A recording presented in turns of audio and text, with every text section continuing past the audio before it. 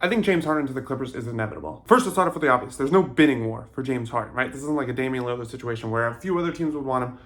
No other team wants James Harden besides the Clippers, in theory, right? Because of all the baggage that he has, and he wants an extra contract, blah, blah, blah, blah. And you look at the incentive both teams have to get this deal done, right? We all know Philly's incentive. They want to get rid of a guy who doesn't want to be there. That's pretty good incentive.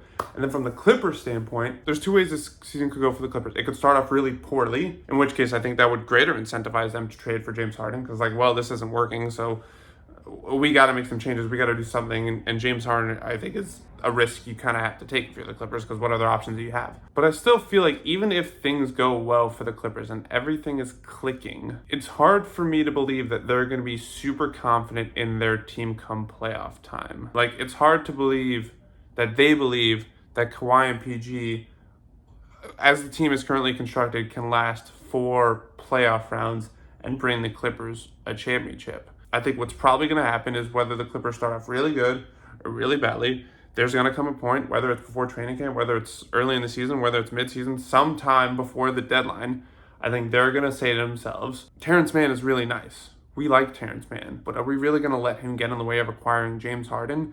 Now, in fairness, that statement doesn't have the same buzz it used to have, because James Harden has done a lot to tank his stock in the last few years, especially in the playoffs. But at the same time, he's still James Harden. He's still super talented. Again, part of me doesn't really want to say that, hey, in a new environment, he could do really well, because we've said that twice now, when he went to Brooklyn and then when he went to Philly, and neither one has worked out any differently. But again, if you're the Clippers and you have this limited window, I think, with Kawhi and PG just naturally aging, and you just don't really know how their bodies are going to hold up, I think you need to take big swings.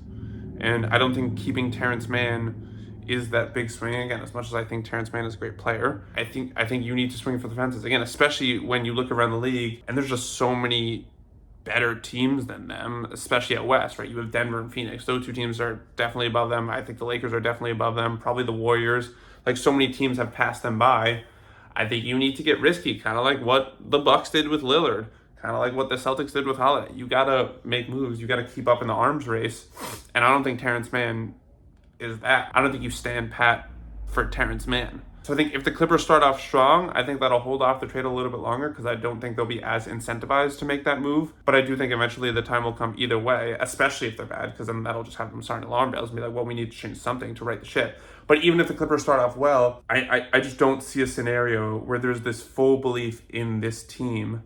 And I think that's what eventually drives them to trade for James Harden in an attempt to keep up with the arms race that just keeps getting more and more difficult around the NBA.